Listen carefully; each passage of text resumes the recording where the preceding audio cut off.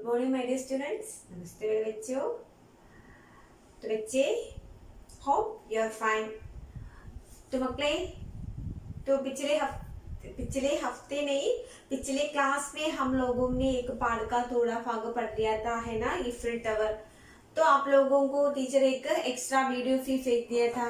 वो वीडियो आप लोगों ने देखा? आप लोगों ने वो वीडियो देखा? देखिए, आप लोगों को वो वीडियो कैसा लगा? अच्छा लगा? तो बच्चे अभी आप लोगों को पता हो चुके थे ना वो ईफिल टावर में क्या क्या होंगे, उसमें कितने मंजिलें हैं, वो किसी एक मंजिले में क्या क्या है, वो सब अभी आप लोगों को पता चलते होंगे। ടീച്ചർ അയച്ച വീഡിയോ കണ്ടെങ്കിൽ നിങ്ങൾക്ക് അറിയാം എന്താണ് ഈഫിൽ ടവർ എത്ര നിലകളിലാണെന്നും അതിൽ ഓരോ നിലകളിൽ മീൻസ് ഓരോ ഇതിലും ഓരോ ഫ്ലോറിലും എന്ത് സംഭവങ്ങളാണെന്നും ഒക്കെ നിങ്ങൾക്ക് അറിയാമായിരിക്കും। तो बच्चे please take your textbook, हमें बाकी पढ़ना है page number 30। Okay, page number 30, please take your textbook, page number 30। Then हम लोगों ने उसका कंस्ट्रक्शन लेवल तक पढ़ लिया था, है ना, ईफिल टावर का कंस्ट्रक्शन लेवल। तो ईफिल टावर की रचना वो कंस्ट्रक्टर कौन था? गुस्ताव एफिल आയിരുന്നു। उनकी सम्मान के लिए ഈഫിൽ ടവർ को उनके नाम दे दिया था അല്ലേ? അദ്ദേഹത്തെ ആദരിക്കുന്നതിന് വേണ്ടിയാണ് ഈഫിൽ ടവറിനുള്ള പേര് എന്ത് ചെയ്തത്? കൊടുത്തിരിക്കുന്നത്।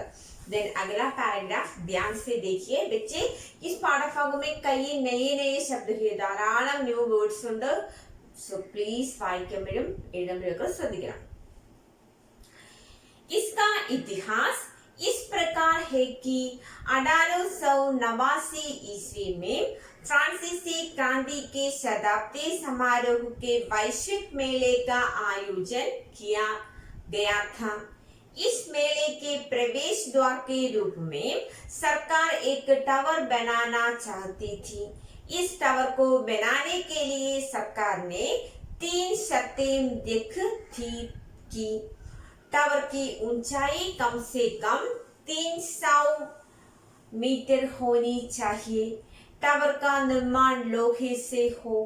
टावर के चारों मुख्य स्तंभ की आपस में दूरी 125 मीटर होनी चाहिए। देन ഇനി അതിന്റെ കൺസ്ട്രക്ഷൻ ഓരോ കൺസ്ട്രക്ഷൻ നടത്തുന്ന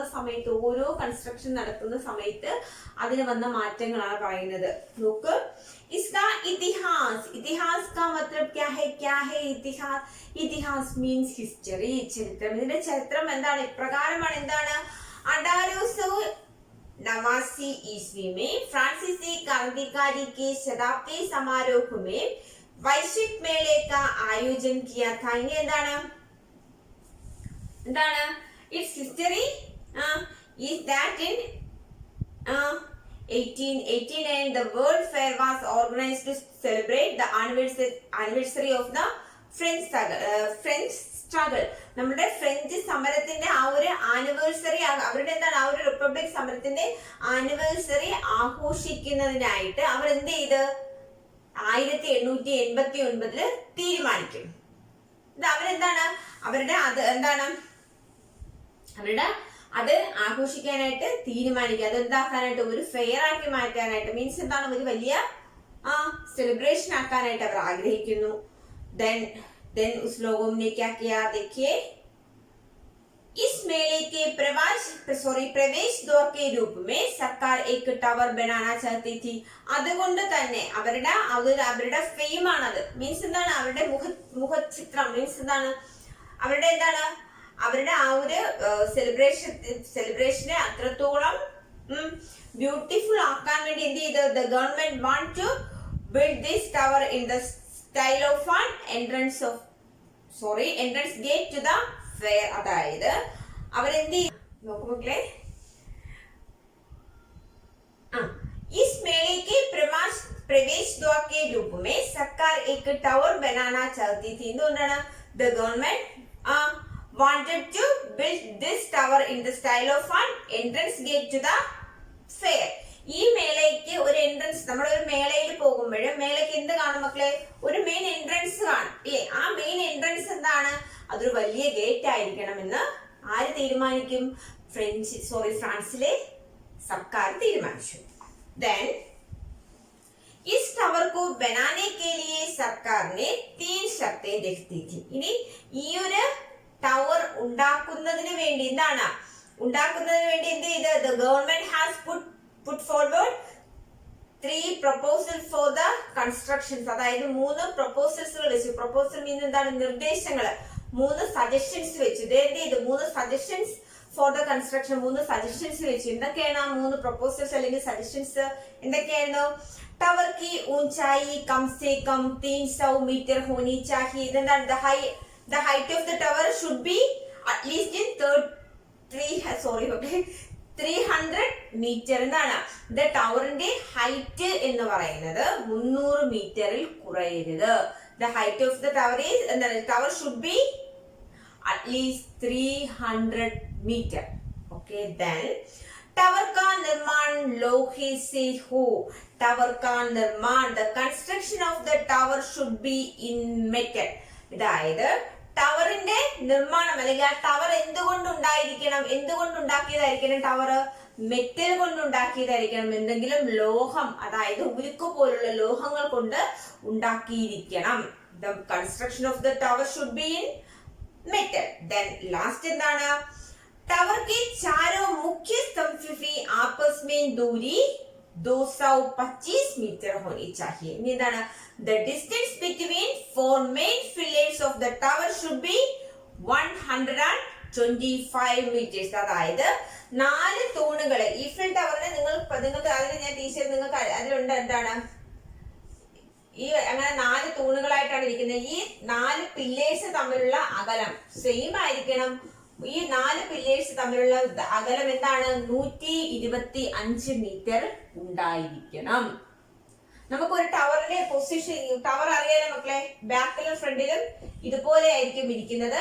ഈ തൂണുകളുടെ ഇങ്ങനെയും ഇങ്ങനെയും ഇങ്ങനെയും ഇങ്ങനെയും ഉള്ള ദൂരം എന്തായിരിക്കണം? 125 मीटर ആയിരിക്കണം. ओके, तो बच्चे एक बार फिर देखिए, इसका इतिहास इस प्रकार है कि 1889 ईस्वी में फ्रांसीसी क्रांति शताब्दी समारोह में वैश्विक मेले का आयोजन किया था. इस मेले के प्रवेश द्वार के रूप में सरकार एक टावर बनाना चाहती थी. इस टावर को बनाने के लिए सरकार 3 शर्तें रख दी थी.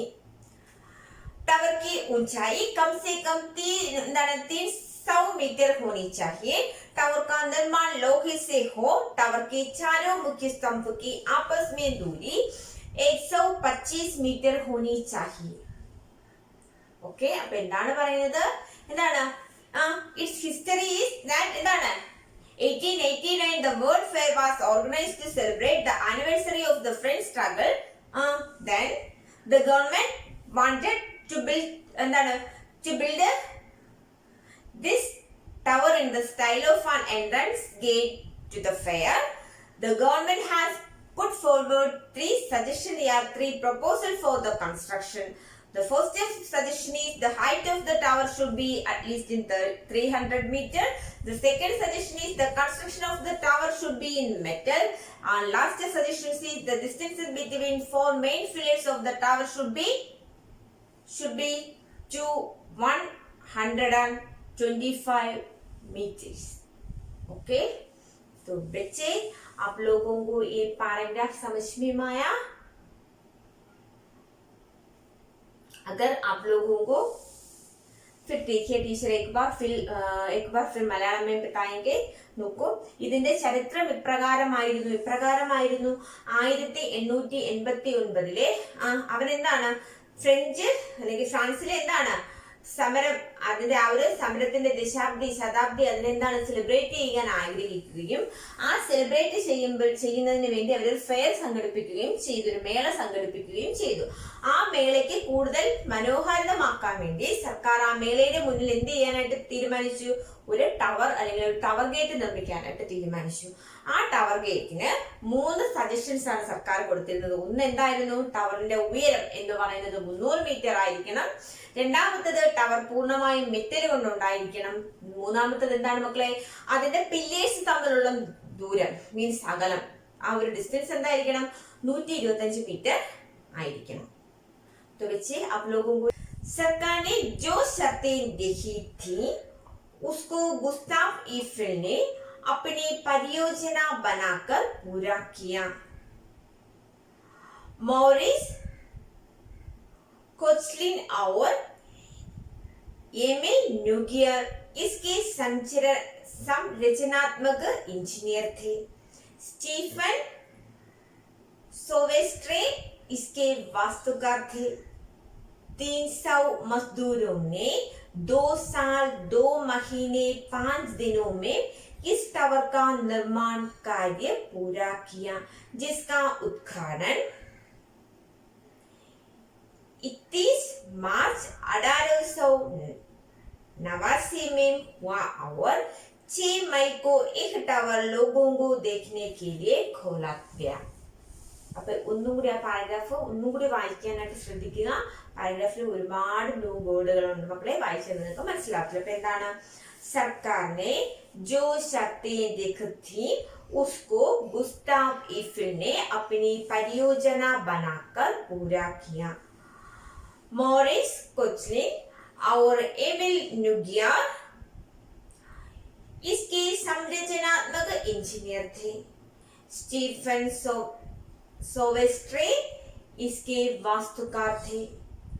300 मजदूरों ने 2 साल 2 महीने और 5 दिनों में इस टावर का निर्माण कार्य पूरा किया, जिसका उद्घाटन 31 मार्च सन 1889 में हुआ और 6 मई को एक टावर लोगों को देखने के लिए खोला गया. ओके, पंक्तियों का എന്താണ്? സർക്കാരിനെ ജോ ശർത്തേം देखती എന്താണ്? സർക്കാർ എന്താണ്? സർക്കാർ എന്ത് ചെയ്ത്? The government has put forward three suggestions. ആ 3 suggestions അനുസരിച്ച് എന്ത് ചെയ്ത്? उसको गुस्ताव एफिल ने अपनी परियोजना बनाकर पूरा किया. ഇനി എന്താണ്? The plan was finalized according to the instructions given by the government. Government പറഞ്ഞ നിർദ്ദേശങ്ങൾ അല്ലെങ്കിൽ അവരുടെ അവരുടെ ആ ഒരു നിർദ്ദേശങ്ങൾ അനുസരിച്ച് ഗുസ്താവ് എയ്ഫിൽ എന്ത് ചെയ്തു? ഹി ഫൈനലൈസ്ഡ് അല്ലെങ്കിൽ ഹി കംപ്ലീറ്റഡ് ഹിസ് വർക്ക്. അവൻ അവന്റെ ജോലി എന്ത് ചെയ്ത്? കംപ്ലീറ്റ് ചെയ്തു. ഓക്കെ, then मॉरिस कोचलिन और एमिल न्यूगियर इनके संरचनात्मक इंजीनियर. ഇനി എന്താണ്? മോറിസ് കോച്ച്ലിനും എമിൽ ന്യൂഗിയറുമായിരുന്നു ഇതിന് എന്താണ്? Was this engineers. ഈ ഒരു ഗേറ്റ് അല്ലെങ്കിൽ ഈ ഒരു ടവർ നിർമ്മിക്കാനായിട്ട് മീൻസ് എന്താണ്? അതിനൊരു എഞ്ചിനീയേഴ്സിന്റെ ആവശ്യമുണ്ട്. ആ എഞ്ചിനീയേഴ്സ് ആരൊക്കെയായിരുന്നു? മോറിസ് കോച്ച്ലിനും എമിൽ ന്യൂഗിയറും. ആരൊക്കെയായിരുന്നു? മോറിസ് കോച്ച്ലിനും എമിൽ ന്യൂഗിയർ ആയിരുന്നു എന്ത്? ഇതിന്റെ സംരചനാത്മക എഞ്ചിനീയറിംഗ്. ഇത് എന്താണ്? ഇതിനെ കൺസ്ട്രക്ട് ചെയ്ത എഞ്ചിനീയേഴ്സിന്റെ പേരാണ് അത്. Then Stephen Souvestre इसके वास्तुकार थे. ഇനി എന്താണ്? Who is its architect? ഇനി വാസ്തുകാർ മീൻസ് എന്താണ്? ആർക്കിടെക്ട്. ഇതിന്റെ ആദ്യത്തെ എന്താണ്? Stephen Sauvestre was the architect of the tower. അതെ, ആ ടവറിന്റെ ആർക്കിടെക്ട് ആരായിരുന്നു? Stephen Sauvestre. ओके, देन 300 मजदूरों ने 2 साल 2 महीने 5 दिनों में इस टावर का निर्माण कार्य पूरा किया. ഇനി എന്താണ്? The construction was completed in എന്താണ്? എത്ര ദിവസത്തിലാണ്? 2 months and 5 days. എത്ര മസ്ദൂർ, എത്ര ലേബേഴ്സ് ഉണ്ടായിരുന്നു അവിടെ?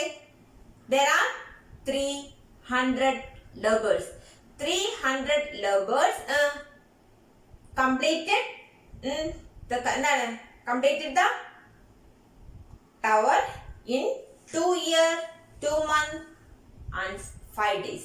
അതായത് 300 ലേബേഴ്സ് മീൻസ് തൊഴിലാളികള് 300 തൊഴിലാളികള് ഏകദേശം 2 വർഷവും 2 മാസവും 5 ദിവസവും കൊണ്ടാണ് ഈ ഒരു ടവറിന്റെ പണി കംപ്ലീറ്റ് ചെയ്തത്. ഓക്കെ, then जिसका उद्घाटन 31 मार्च 1889 में हुआ था. इनी इसका उद्घाटन इधर इसका इनॉग्रेशन कब था? इसका inauguration when it was inaugurated in inaugurate ചെയ്യപ്പെട്ടത് എന്നാണ് 31 മാർച്ച് മീൻസ് എന്താണ് 31 മാർച്ച് അതായത് 1889 എന്താണ് ഇറ്റ് വാസ് ഇനോഗ്രേറ്റഡ് ഇൻ എന്താണ് 1889 മാർച്ച് 31 എന്നാണ് എന്ത് ചെയ്തത്? അതിനെ ഇനോഗ്രേറ്റ് ചെയ്തത്. then 6 मई को एक टावर लोगों को देखने के लिए खोला था. ഇനി എന്താണ് ഇതിന് എന്താണ് ഒരു ആളുകൾക്ക് കാണാൻ വേണ്ടി അല്ലെങ്കിൽ വിനോദസഞ്ചാരികളെ ക്ഷണിച്ചത് ഏത് ദിവസമാണ്? 6 मई एक टावर लोगों को देखने के लिए खोला था. എന്താണ് ഇറ്റ് വാസ് ഓപ്പൺ എന്താണ് 6 मई 1889. അതെന്താണ് ഓപ്പൺ ചെയ്തു കൊടുത്തത്? എന്താണ് മെയ് 6-ാം തീയതി. അത് അതിനെ ഇനോഗ്രേറ്റ് ചെയ്തത് മാർച്ച് 31-ാം തീയതി. ഓക്കെ, ആ പാരഗ്രാഫ് മനസ്സിലായോ മക്കളെ? ഒന്നുകൂടി ടീച്ചറിനോടൊപ്പം വായിക്കുക. ടീച്ചറിന് അറിയാം വലിയ വലിയ വാക്കുകൾ നിങ്ങൾക്ക് വായിക്കാൻ ബുദ്ധിമുട്ടാണെന്ന് ടീച്ചറിന് അറിയാം. പക്ഷെ ടീച്ചറിന് ഇതും അറിയാം ടീച്ചറിന്റെ മക്കൾ നല്ല ബുദ്ധിയുള്ള മക്കളാണെന്ന് അറിയാം. സോ टीचर के साथ एक बार फिर पढ़ने की कोशिश कीजिए. सरकार ने जो शर्तें देखी थी उसको गुस्ताव एफिल ने अपनी परियोजना बनाकर पूरा किया. मॉरिस कोस्ले और एमिल नुगियार इसके संरचनात्मक इंजीनियर थे. स्टीफन स्टोवेस्ट्रे इसके वास्तुकार थे. 300 मजदूरों ने 2 साल 2 महीने और 5 दिनों में इस टावर का निर्माण कार्य पूरा किया, जिसका उद्घाटन 31 मार्च 1889 में हुआ. 6 मई को एक टावर लोगों को देखने के लिए खोला था. तो बच्चे आप लोगों को ये पैराग्राफ समझ में आया? എന്താണ് ഇതിൽ മലയാളത്തിൽ ഒന്നുകൂടി പറഞ്ഞു മക്കളെ? ടീച്ചർ മലയാളത്തിൽ ഒന്നുകൂടി പറഞ്ഞുതരാം. എന്താണ് സർക്കാർ പറഞ്ഞ നിർദ്ദേശം അനുസരിച്ച് എന്ത് ചെയ്ത് ഗുസ്താഫ് എഫില് ഇതിന്റെ കൺസ്ട്രക്ഷൻ നടപടികൾ ആരംഭിച്ചു. അതിന് പ്രധാനപ്പെട്ട എഞ്ചിനീയർമാർ ആരൊക്കെയായിരുന്നു? മോറിസ് കോസ്ലിനും എമിൻ ന്യൂഗിയാറുമായിരുന്നു. ദെൻ അതിന്റെ ആർക്കിടെക്ട് ആരായിരുന്നു? സ്റ്റീഫൻ സോവസ്ട്രെ ആയിരുന്നു. ഏകദേശം 300 തൊഴിലാളികൾ 2 വർഷവും 2 മാസവും 5 ദിവസവും കൊണ്ടാണ് ഈ ഒരു ടവറിനെ എന്ത് ചെയ്തത്? ഉണ്ടാക്കി അല്ലെങ്കിൽ കംപ്ലീറ്റ് ആയിട്ട് നിർമ്മിച്ചെടുത്തത്. അതിന്റെ ഉദ്ഘാടന ദിവസം എന്നായിരുന്നു? 1889 മാർച്ച് 31 മാർച്ച് 31. ഇനി അതെന്താണ്? ആ ടവർ മറ്റെന്താണ് ഇപ്പൊ ഒരു പര്യടന കേന്ദ്രമായിട്ട് അല്ലെങ്കിൽ ടൂറിസ്റ്റ് പ്ലേസ് ആയിട്ട് ആളുകൾക്ക് തുറന്നു കൊടുത്തത് എന്നാണ്? मई 6.